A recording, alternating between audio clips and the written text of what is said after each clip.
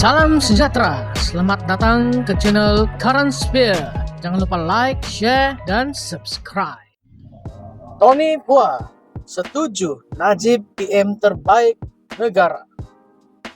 Kuala Lumpur, bekas ahli parlimen Damansara, Tony Pua membuat pendirian mengejutkan apabila turut bersetuju Datuk Seri Najib Tun Razak merupakan bekas Perdana Menteri terbaik yang pernah dimiliki negara.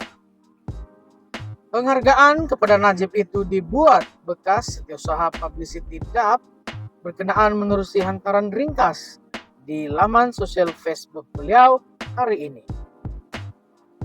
Katanya, dia sememangnya yang terbaik, teratas dalam kelasnya.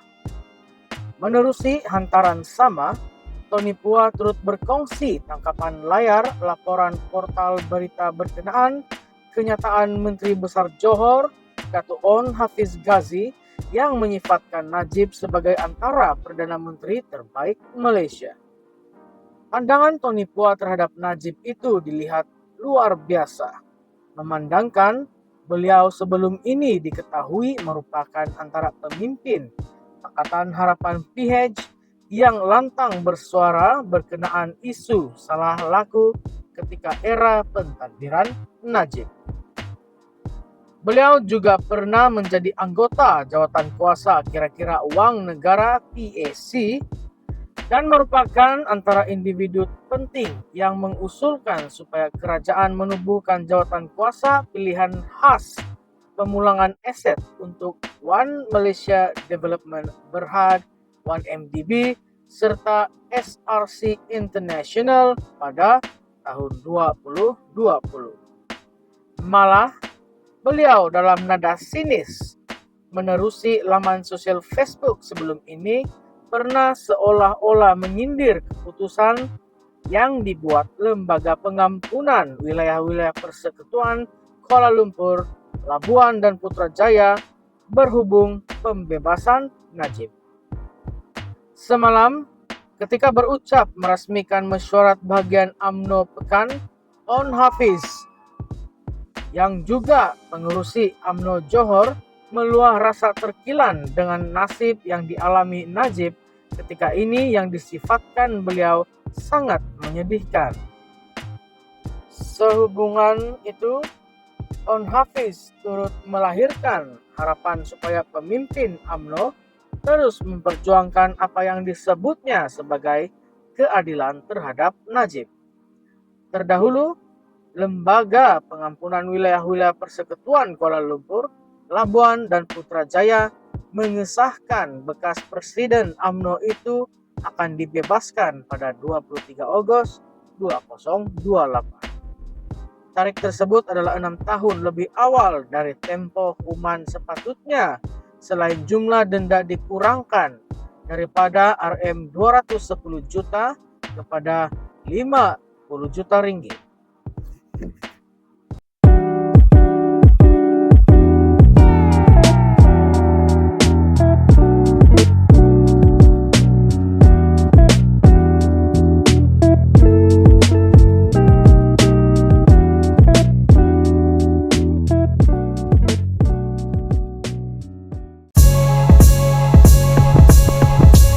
Salam sejahtera, selamat datang ke channel Current Sphere. Jangan lupa like, share, dan subscribe. Papagomo ditahan polis selepas perbicaraan di Kompleks Mahkamah Kuala Lumpur. Selepas selesai memberi keterangan dalam perbicaraan hari kedua berkaitan akta hasutan, blogger kontroversi Wan Muhammad Azri Wan Deris atau dikenali sebagai Papagomo ditahan polis di Kompleks Mahkamah di sini hari ini. Papagomo, blogger kontroversi, ditahan polis selepas perbicaraan akta hasutan penahanan oleh Unit Siasatan Jenayah Terkelas USJT Bukit Aman. Saksi Hisam Syarudin menarik balik laporan polis terhadap Papagomo. Hisham bimbang kenyataan Papagomo menyebabkan pergaduhan. Papagomo didakwa mengikut Section 4-1-B Akta Hasutan 1948. Peguam Muhammad Rafiq Rashid Ali yang mewakili blogger itu mengesahkan 2 pegawai polis dari unit siasatan jenayah terkelas USJT Bukit Aman menunggu di luar Mahkamah Session Jenayah Cyber di sini untuk menahan anak buamnya. Mereka dalam perjalanan ke Ibu Pejabat Polis Daerah Dang Wangi, arahan tangkapan dari pihak atasan. Tangkapan membabitkan laporan polis di bawah Akta Hasutan 1948, katanya. Ketika dihubungi, Muhammad Rafiq tidak jelas kesalahan khusus yang dilakukan anak buamnya. Dalam prosiding hari ini, seorang saksi dalam kes Papagomo yang didakwa mengeluarkan kenyataan mengandungi hasutan menarik balik laporan polis terhadap tertuduh 2 jam selepas memberikan keterangan. Muhammad Rafiq memberitahu Mahkamah Session hari ini saksi terbabit yaitu Hisham Syarudin membuat 1 laporan polis malam dengan menyatakan menarik balik laporan polis itu. Semalam, Hisham memberikan keterangan terhadap Papagomo yang didakwa mengeluarkan kenyataan mengandungi hasutan bahwa kerajaan pro kepada Israel dan Barat. Muhammad Rafiq berkata laporan polis terhadap anak buamnya itu adalah pencetus daripada kes yang sedang dibicarakan di mahkamah.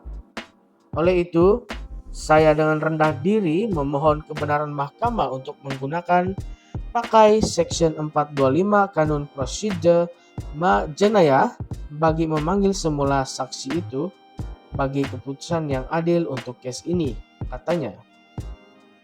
Peruntukan Section 425 menyatakan mahkamah pada mana-mana peringkat perbicaraan boleh memanggil semula mana-mana saksi yang sudah dibebaskan untuk disoal jika keterangannya penting sebelum mahkamah membuat keputusan. Bagaimanapun, timbalan pendakwa raya Muhammad Mustafa P. Kunyalem berkata, keengganan Hisham yang juga saksi pendakwaan pertama itu meneruskan laporan polis ke atas tertuduh bukan faktor yang wajar dipertimbangkan mahkamah pada peringkat ini untuk menghentikan kes pendakwaan.